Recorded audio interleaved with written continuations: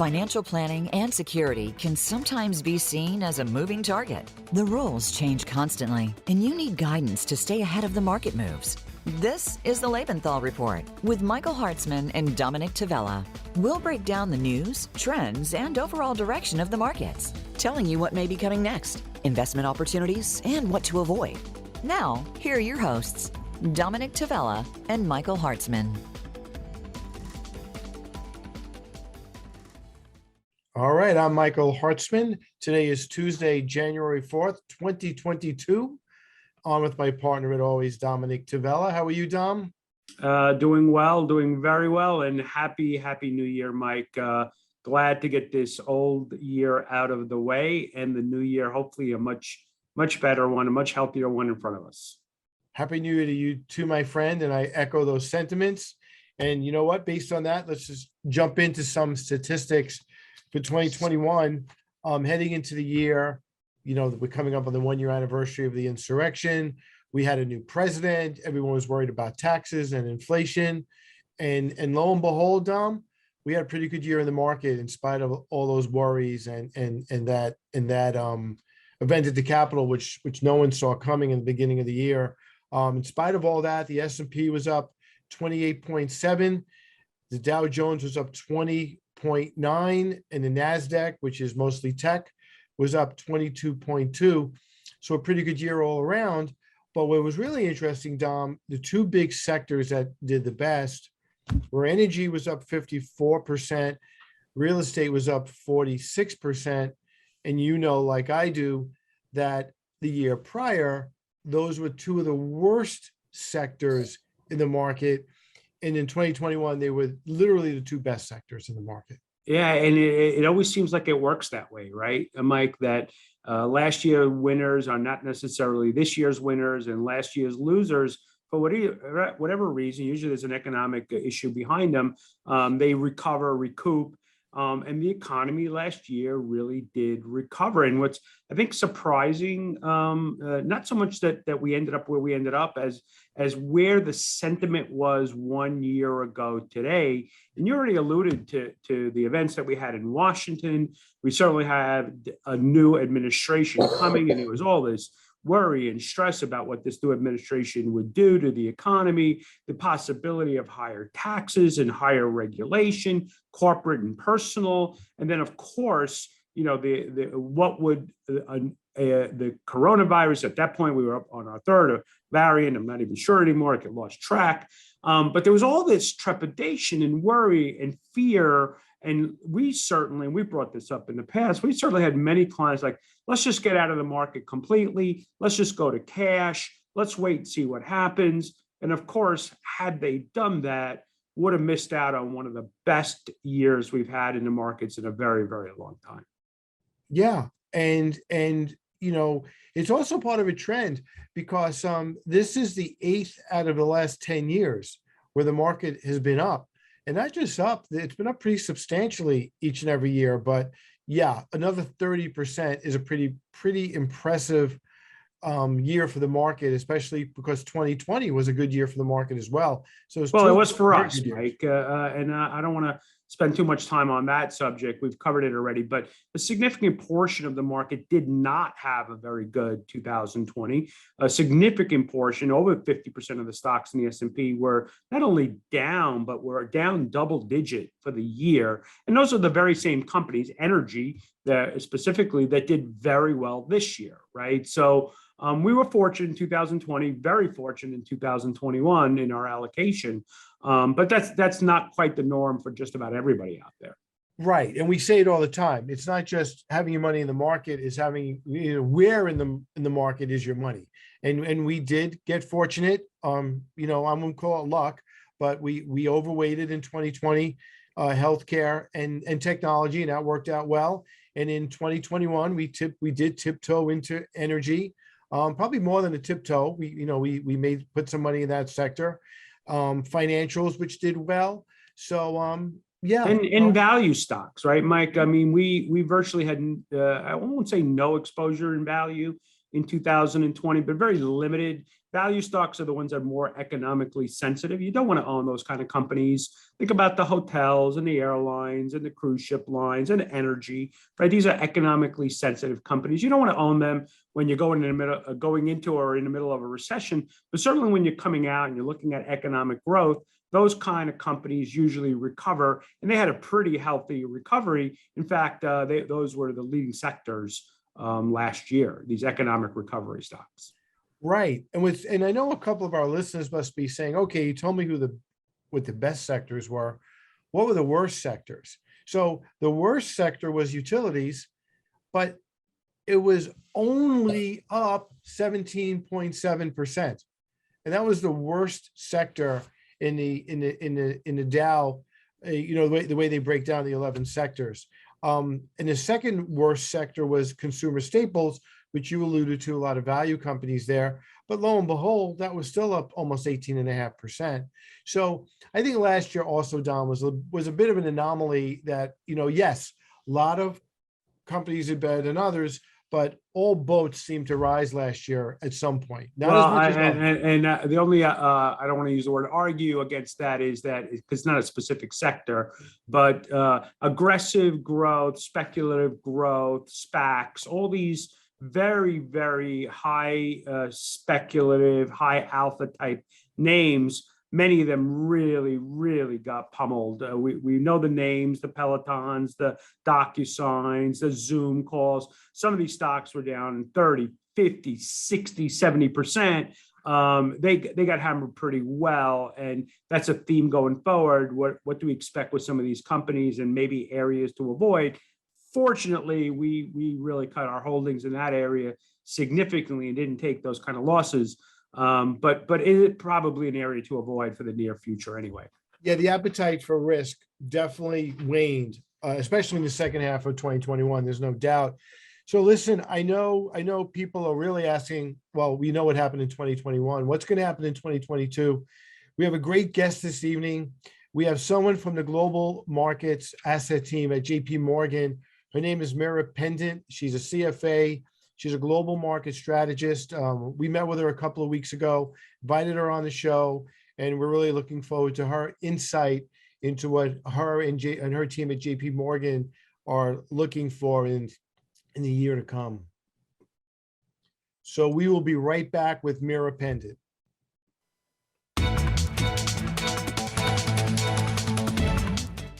Are you paying federal taxes on your cash? I work hard for my money that I keep in cash. And for the life of me, I can't imagine why anyone would want to pay federal taxes on their cash. That's why I keep my cash in the Lebenthal Ultra Short Tax-Free Income Fund, symbol LETAX, le tax. Rates on cash are already so low, why pay federal taxes on the interest your cash earns? Remember, it's not what you earn, it's what you keep. The Lebenthal Ultra Short Tax-Free Income Fund, LETAX, may help you earn more on the cash you've worked hard for and keep more after-tax dollars in your pocket. Find out more about the fund by speaking with a Lebenthal Global Advisors private wealth advisor or its sponsor at dcmadvisors.com. For your hard-earned cash, why pay the tax when there's the tax? Lebenthal Ultra Short Tax-Free Income Fund.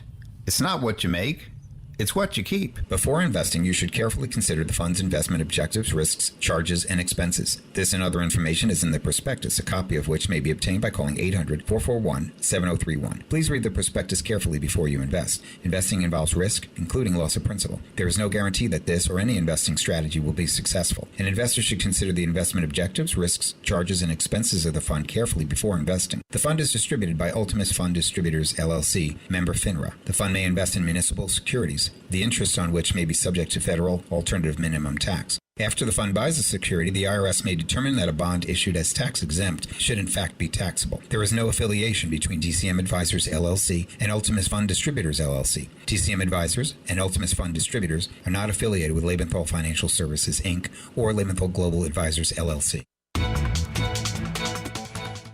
All right, I'm Michael Hartzman, back with Dominick Tavella, and this evening's guest, Meera Pandit, Global Market Strategist at JP Morgan Asset Management. How are you, Meera? I'm doing well. Thank you for having me on the first show of the year. Good evening, Meera. And yeah, we're very grateful that you would join us. So thanks for being here, and let's jump right in it. Great. Yeah, you and I met, I think it was the first week in December. The Omicron variant just kind of popped on the scene a week before, right after Thanksgiving. And you were very clear-headed in terms of what you thought would happen in terms of this variant, and pretty calm about the effects it would have on the economy. So why don't we just start right there and give us your view and JP Morgan's view of, how this variant might play out and how it might affect the economy and the market. I mean, of course, we don't want to underrepresent just the huge, severe human health toll that the variant does pose. But from an economic and market perspective, what we have seen with some of the previous surges and previous occurrences of new variants is that we tend to see the surges last, 2, maybe 3 months. A lot of the market impact tends to be a bit front loaded during the period where there's the most uncertainty about how the variant will play out or how the surge will play out. And the economic impacts, while they're there, I think we have a better playbook now for understanding what they potentially will be. So I'm not necessarily seeing that we're going to have, brand new challenges, but certainly we're probably going to see somewhat of a prolonging of some of the challenges that already exist, whether it's some of the supply chain issues, inflation, not necessarily going to make it worse, but again, prolong a lot of the challenges that we're already seeing here. And from a scientific perspective, something that you and I discussed is these variants do tend to evolve over time to become more contagious, but less severe, just because they don't want to die out themselves and they want to continue to propagate in a host. So essentially what you're seeing with Omicron is that pattern where it's spreading like wildfire, but at the same time, thus far, fatalities have not spiked and hospitalizations remain a little bit better than what we'd seen in prior surges. So, Meera, we've seen at least the preliminary data out of South Africa that this thing is spreading like wildfire, but very quick, right? It looks like it, and we're hearing already data that it might peak as early as mid to late of the part of this month and cycle down. So maybe the economic impact at least may not be anywhere near as severe as the prior variants. Any opinion on that?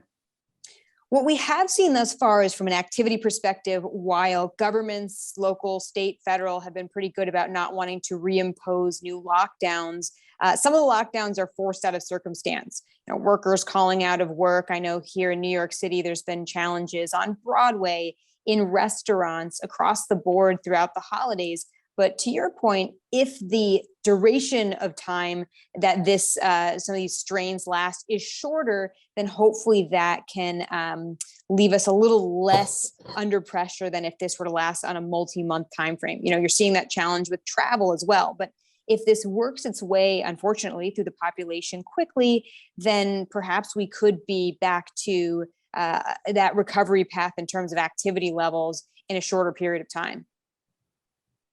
So, Meera, before Omicron popped on the scene, the buzzword that Wall Street was worried about were the supply chain shortages. And you and I talked about that in the past. And if you can, when do you think the supply chain shortages will abate? And how does Omicron affect that timetable that JP Morgan, has in terms of that loosening up? We have been seeing some improvements, very early stages, but some of those supplier delivery times are coming down. We've seen some progress when we look at both shipping freight rates and the lines of ships outside of various ports. I think what's a very helpful fundamental is the fact that earnings were so strong last year. And what we tend to see is as earnings are really robust and profits are really robust, that gives companies the opportunity to further invest in their businesses, whether that means restocking inventories or investing in different technologies to help automate processes. Some of that stuff should help ease some of these these supply chain challenges. And ultimately, supply chain challenges aren't new. We go through little inventory cycles within an economic cycle many, many times. It's just that we never quite have the concentrated stress that we're experiencing right now in light of the virus, which causes some of the lockdowns and production issues in other countries, again, linked to some of the labor challenges within the US. So while these are certainly, very troubling times from that perspective, we're starting to see some of that improvement and hope to continue to see that into 2022. But it is a slow process. So we're not expecting things to get back to normal for several months' time. We're probably going to see some more meaningful improvement in the middle of 2022. So with this virus coming at the time that it is right now, you think about its effect on economic growth and inflation. I guess it's a double-edged sword, because if on one side, if you have a limited number of supplies coming in, resources coming in, workers coming in, that's going to cap out and there'd be more demand and the resources aren't there. On the other hand, if people aren't working or people aren't able to fly or go out to dinner, go out to restaurants, maybe that puts less pressure on the economy. So short-term inflation, good, bad? What's your interpretation of all this? Inflation is likely to also remain elevated for the first several months of 2022. And again, we probably won't start to see that meaningfully come down until the middle of the year. But if we think about what are the impacts from this new variant itself, on the one hand, if people are staying home and continuing to demand goods, that's going to prolong some of the challenges we have. But on the other hand, if people are staying home and not necessarily enjoying those services, that could be sort of a countervailing force. So if we think about that goods and services balance, that could actually be something that keeps inflation in place, given that kind of tug of war there, as opposed to sends it careening higher. What we're also likely to see from inflation in the first couple of months of the year is energy prices have stabilized a bit compared to where they were a few months ago, moving higher. And we do expect energy prices to come down. And that should actually be some component of inflation that starts to break a little bit as we head into 2022. But ultimately, if we look at what's driving inflation, I'd say around 2/3 of it is higher energy prices and supply chain issues, whereas 1/3 of it is some of those stickier things like wages and rents. So if we work our way through that 2/3 of stuff that's not necessarily going to stick with us in the long run, that should bring us to a better place from an inflationary standpoint by the end of next year. Now, inflation is going to be higher this cycle than last cycle. And what's funny is that we spent all of last cycle wondering, when is inflation going to finally pick up? When are we going to finally see some real signs of it? Well, we're seeing that now. But I think that by the end of next year, if we're closer to 3% inflation as opposed to 5, 6, 7 that we've been seeing more recently, that's manageable for portfolios and for consumers. So did I hear you say correctly that there's a possibility that the next quarter print might be higher than the 7% we got last quarter? We'll have to see how the different variant factors play in and how energy prices factor in, but we're probably near the peak within inflation if we haven't hit it already. It's really going to take, though, the better part of the first half of the year, where we're going to likely continue to see elevated prints until we can get to a period where they start to move down lower. But we're also going to have sort of those opposite of the base effects that we had last year, where on a year-over-year basis, because of how low prices were in 2020, prices were just higher in 2021. But 2022 compared to 2021, just simply from a mathematical perspective, is going to start to moderate some of those year-over-year numbers. We're not going to necessarily continue to see that sort of acceleration in prices that we did last year. So we're going to start to see that play out in the prints over the course of the year. So one follow-up question. The market seemed to shrug off the 7% inflation number we had last quarter, because I think that number was already baked in the cake, and that was kind of the whisper number, and that's what we got. Do you feel that any number higher than that going into this quarter would spook the market, or is the market in its own way it functions already prepared for a much higher print?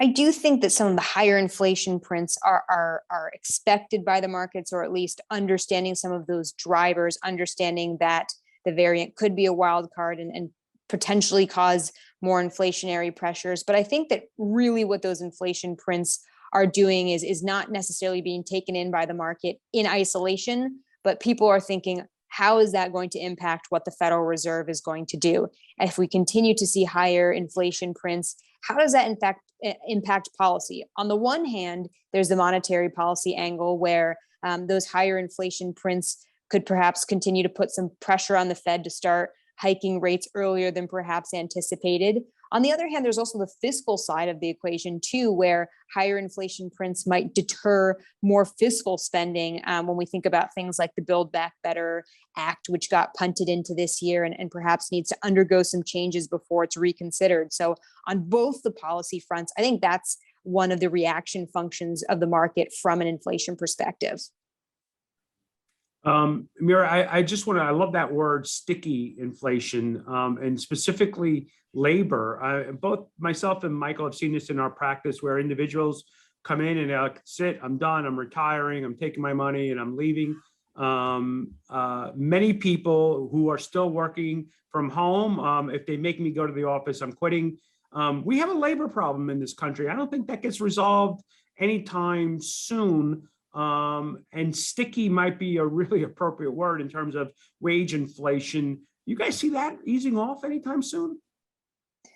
From a labor market perspective, if we think about the broader dynamics, there are aspects of that which should improve, and there are aspects of that that are structural and perhaps exacerbated by the pandemic. So let's think about some of the structural things. You mentioned more people retiring. Well, certainly the health challenges for a certain subset of people and kind of people in the older brackets was more so during this recession than in any others.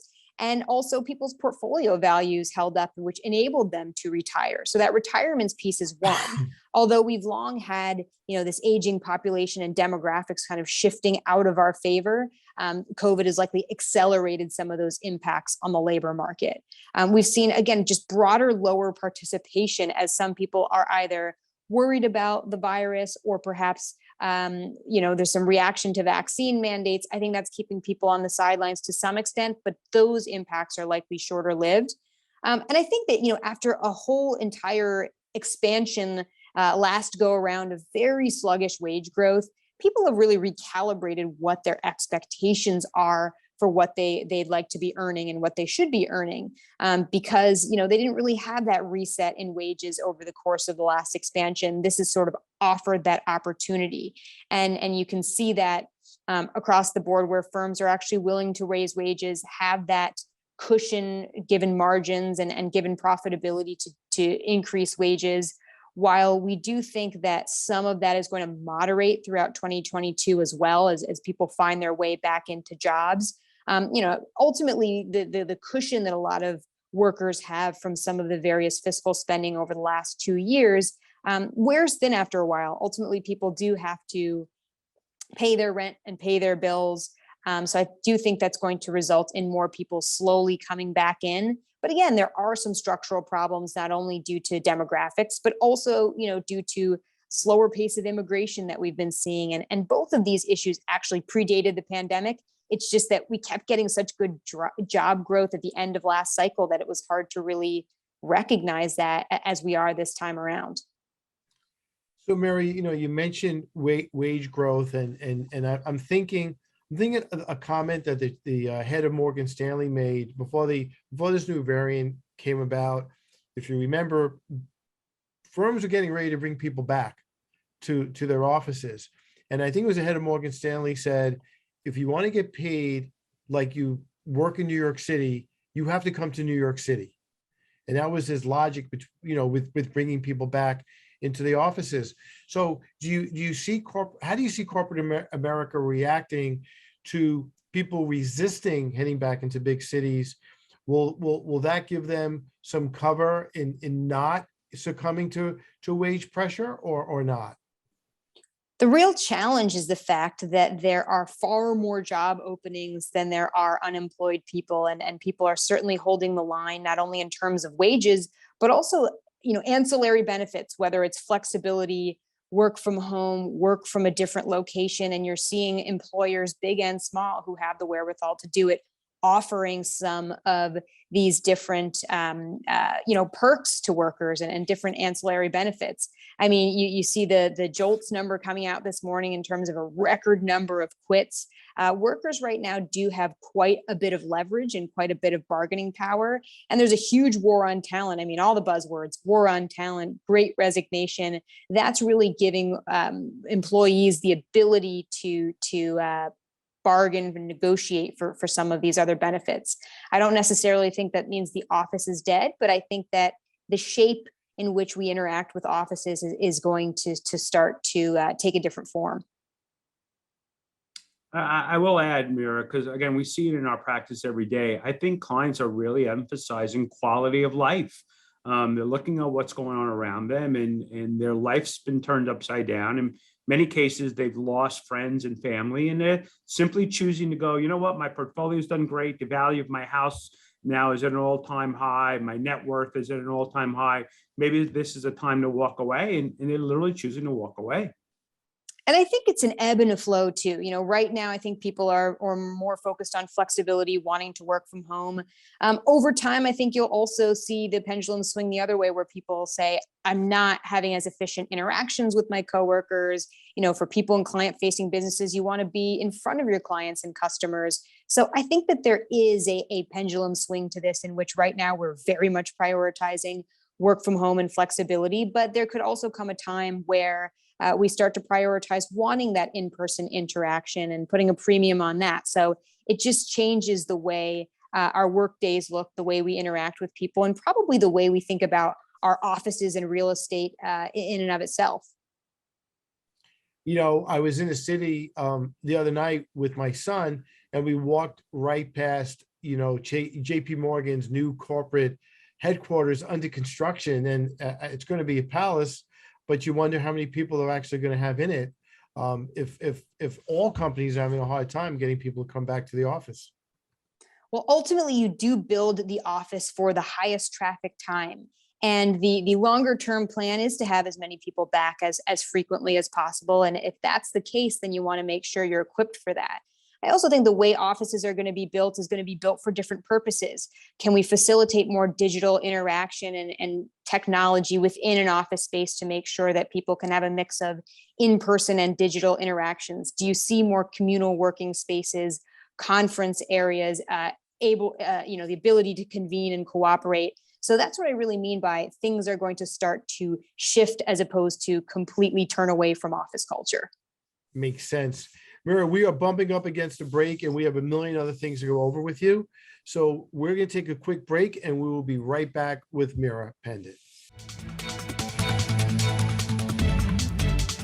Financial planning and security can sometimes be seen as a moving target. The rules change constantly, and you need guidance to stay ahead of the market moves. This is the Lebenthal Report with Michael Hartzman and Dominick Tavella. We'll break down the news, trends, and overall direction of the markets. Now, back to the Lebenthal Report. I'm Michael Hartzman, back with Dominick Tavella and Meera Pandit. Meera, let me ask you this. Dominick and I every day get asked the question, well, what do you guys think is going to happen next? You know, what's going to happen in 2022? And our job is easy, because we just say, well, we talk to people much smarter than us, and this is what they think. And one of the groups that we rely on a lot is the group you're a part of. You know, David Kelly, who I guess the chief economist there. And if I got his title wrong, I apologize. But we count on you guys a lot. And just tell us a little bit how you guys make that sausage. You know, we act like you guys have a crystal ball. We know you don't actually have a crystal ball, but you seem to have access to a ton of information, and you seem to be right way more often than you're wrong. So just bring us through that process if you can. That's right. We don't have a crystal ball, and we don't see our job as predicting the future, but rather really seeing the present with clarity, understanding the data, formulating our opinions based on what we're seeing going on right now, you know, using the past as a guide, but not necessarily a strict guideline, and really putting all the pieces together to try to come up with where do we think things stand now and how could that shape up? Again, not a prediction, but really just trying to make a good educated understanding of how this scenario plays out right now, and how the different paths it could take, you know, kind of going forward. So we use the analogy of the crystal ball that works perfectly going backwards and not so good going forwards. But we are asked, as Mike said, every day. I'm sure you guys are the same every day. So what are you guys thinking going forward? What are your perspective on everything that's happening right now, and what do you think short term, longer term? How's this year going to play out? Well, if we think about where we've been and where we're going, 2020 was very much the year of the recession. 2021 was the year of the recovery, and 2022 is likely to be the year of normalization when we move from recovery to recovered. Because by many measures, 2021 was a really strong year. I mean, you mentioned equity market performance. We talked a little bit about earnings. The policy backdrop was favorable. And it's not that we see any of that necessarily going away entirely in 2022, but it's going to look a little bit more like a normal expansion as opposed to those early phases. So we're going to start to see monetary policy become less accommodative, fiscal policy become less accommodative. Earnings should still be strong, and we do think that equity market performance should hold up this year, perhaps not quite as robustly as last year, but nonetheless, it's going to be an environment where we want to be really selective about what we're investing in because, Michael, you said this early on in the podcast about 2021, in which, rising tide lifts all boats. It's going to be much more of an environment where we want to really think through different things that we're investing in. So on that note, I think three of us have been really talking about the U.S. market for the most part this evening. Do you have a take on the rest of the world and their recovery and the outlook for the global markets?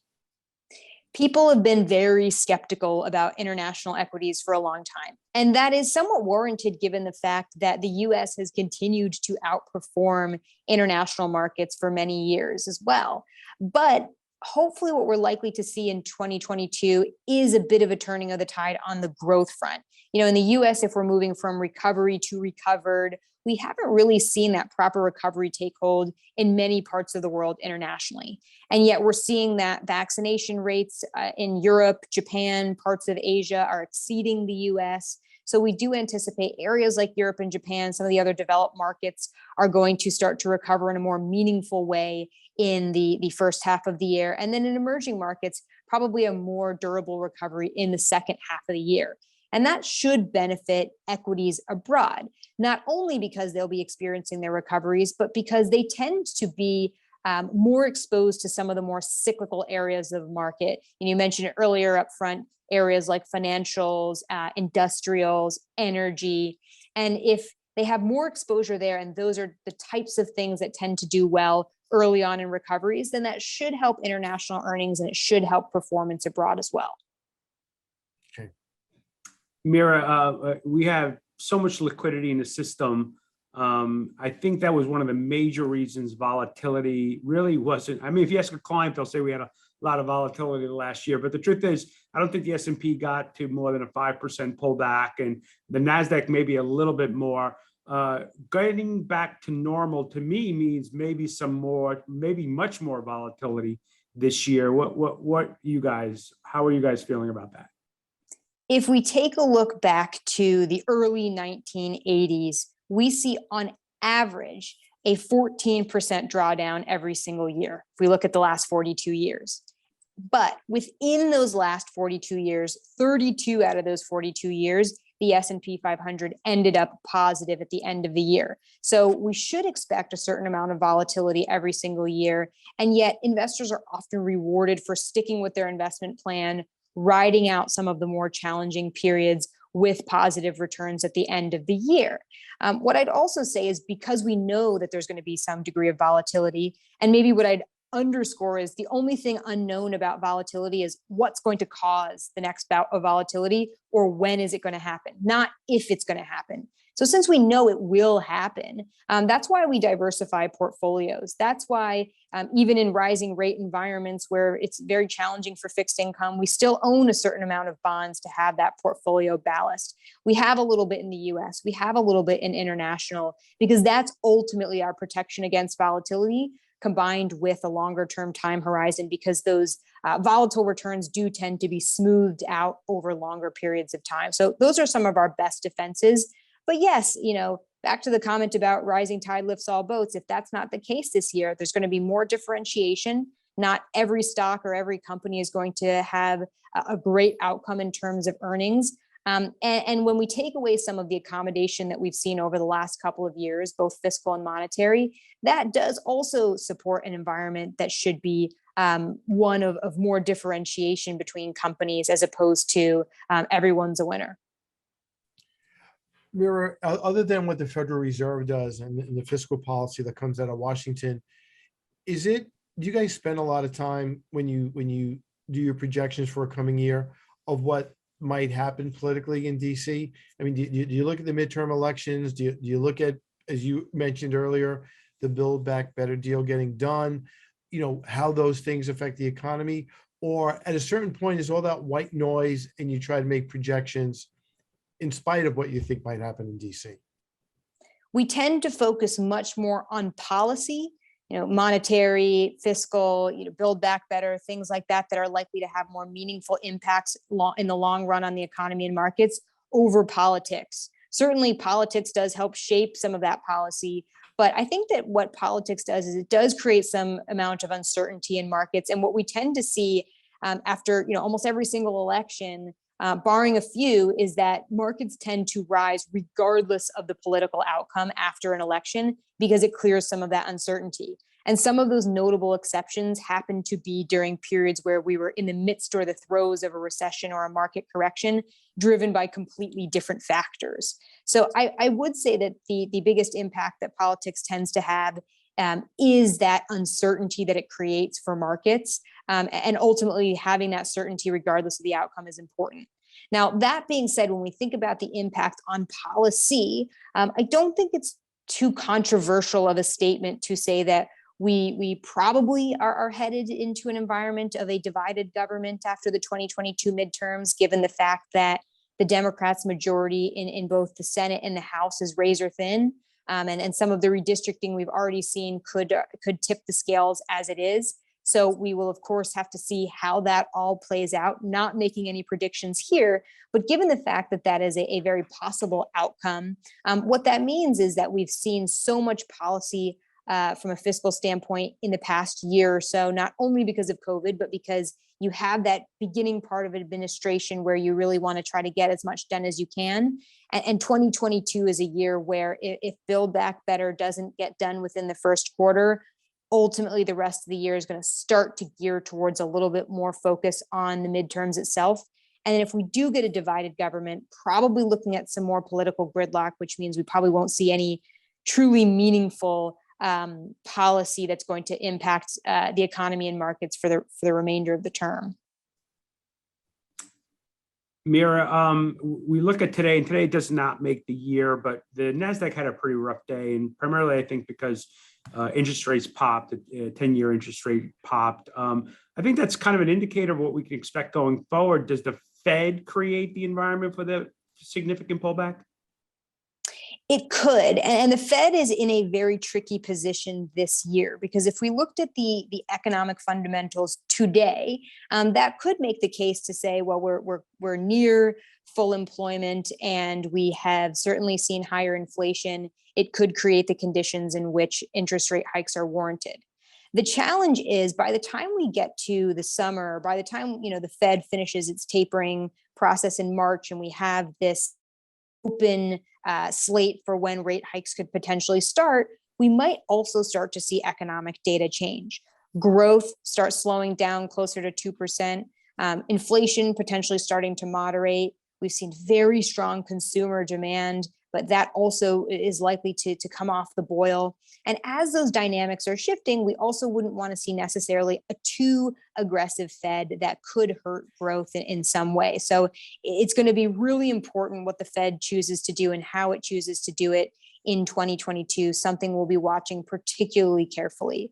But what I'd also say is, look, it's taking a while for rates to grind higher. I mean, we expected that rates would be closer to 2% potentially by the end of 2021. And we might not be in that environment until the end of 2022. So it could be a while before rates are seriously damaging to areas of the market that are more growth oriented. So when we think about things like tech, or perhaps healthcare, interest rates are just one piece of the puzzle. We really want to focus on the fact that some of these companies have great profits and really good track records of profitability, and great business prospects for the long run. So we want to consider all of those factors when we think about different sectors. And if I could do a quick follow-up, Mike, with the election in November, would we really expect the Fed to be aggressively tightening pre-election? Well, that has actually been something that our team has been debating quite a bit, because our thinking was, probably wouldn't see too many rate hikes in the fall timeframe, maybe wait to clear the election itself before you saw the first rate hike. But given the fact that tapering has been accelerated and should end by March, that leaves several months. And given the fact that we've seen this inflation overshoot that's been sustained and that being acknowledged by Chair Powell, we still could see some tightening despite the political calendar. Look, it's not ideal for the Fed to necessarily be taking action so close to an election. Maybe you could see a pause as we get closer to the election if we saw rate hikes earlier than that. But ultimately, the Fed has to be squarely focused on its two mandates, full employment and price stability. And if those conditions should be appropriate for rate hiking, then that has to be the priority. Meera, we spent some time earlier talking about the workforce and people coming back to work. Dominick and I spent a lot of time talking to retirees, and more often than not, and Dom, tell me if you agree or not, our clients are now frustrated and angry that they literally feel like they've lost 2 years of their life, and 2 years of their retirement dreams are basically out the window. And there's a lot of pent up demand and a lot of money that's on the sidelines that's waiting to be spent by an army of retirees. You guys kind of, in your analysis, see the same thing and feel the same way in terms of when people are able to get back to normal? We've certainly seen that consumer demand has really been fueled into goods in the absence of being able to spend on services. So this pent up demand for services continues to get pushed out. We do expect at some point to see a more meaningful uptick in services as people start to enjoy restaurants and travel in the way that we were hoping to start enjoying them in a more normal fashion after last summer. So we do expect some degree of pent up demand for services to start coming through.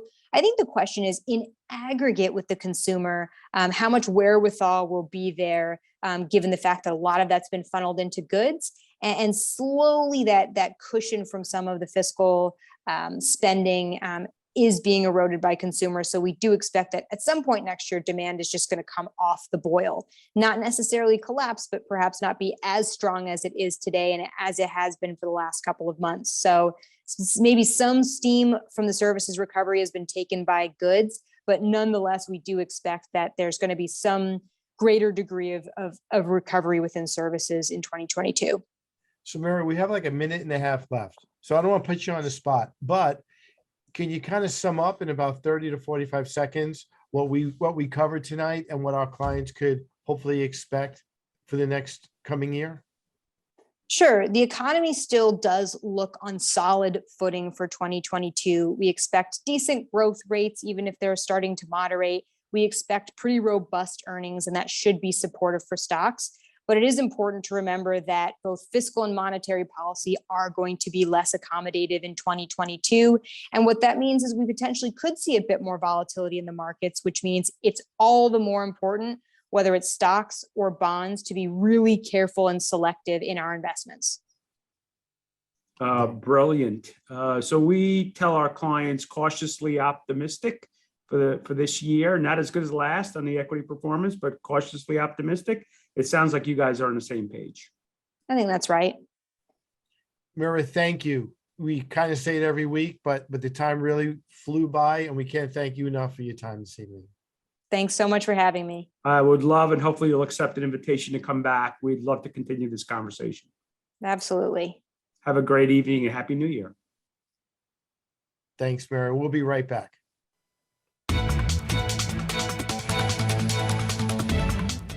When you're thinking about where to park your cash, for over 30 years in the business, I've been a fan of funds like the Lebenthal Ultra Short Tax-Free Income Fund. It's managed for cash and designed so the interest income you receive is free from federal taxes.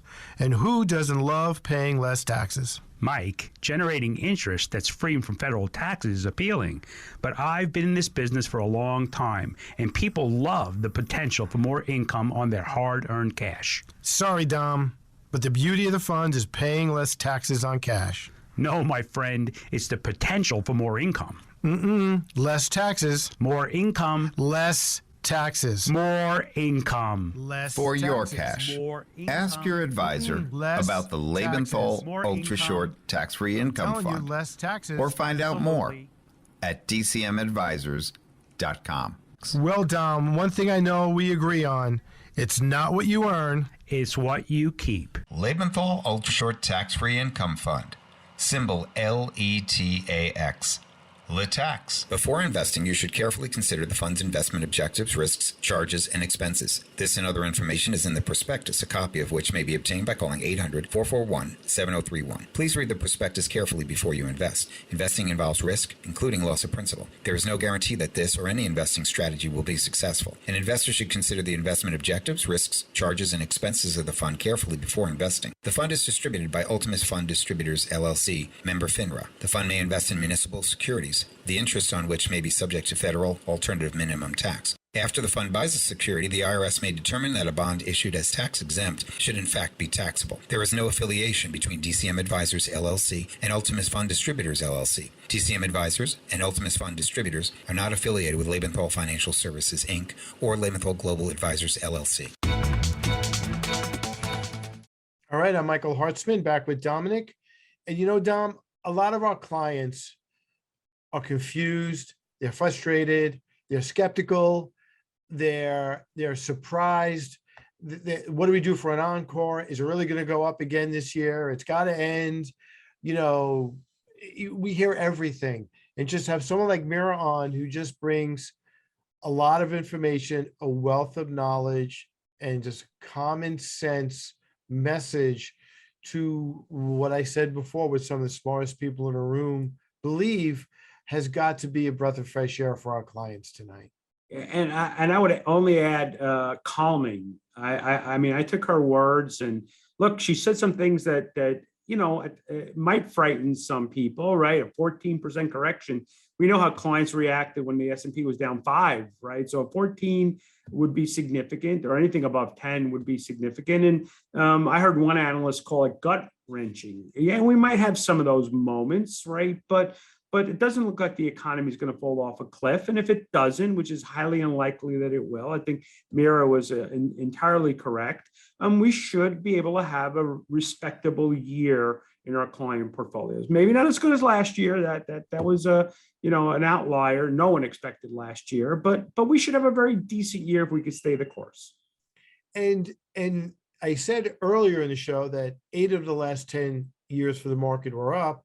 And really, it would have been 9 out of 10 years, but the sell-off in 2018 was literally in December.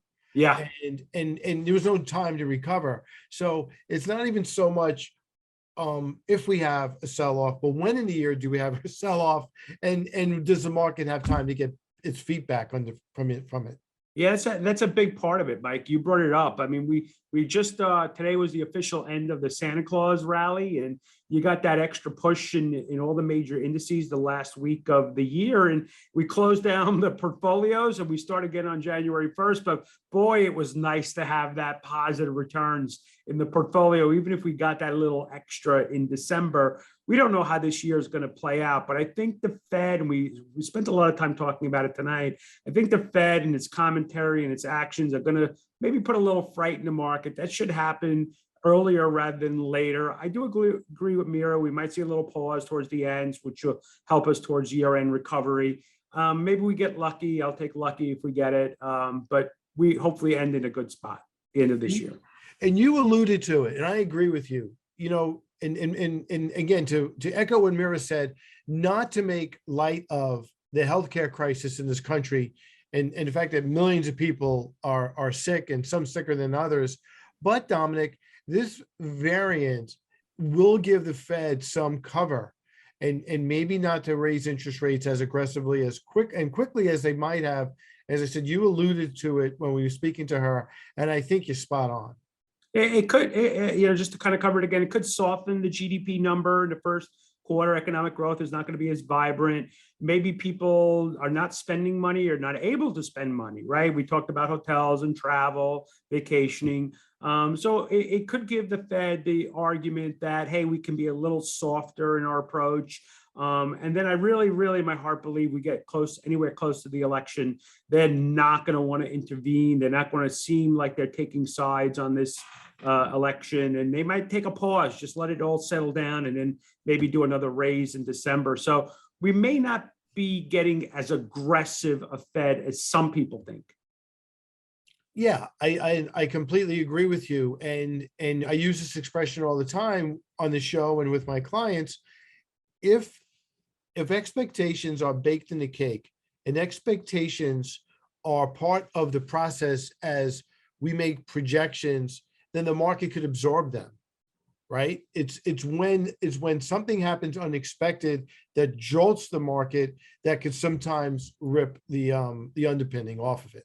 And again, that's where the volatility comes in, right? But it's always our job to try to soften that, both in how we allocate the portfolios and how we deal with and treat our clients and our clients' expectations. And hopefully we're sitting here a year from now with good results. But I think we've gotten off to a decent start so far, and at least to the horizon, things don't look so bad. No, they don't. And we'll continue this conversation, obviously, as the year goes along.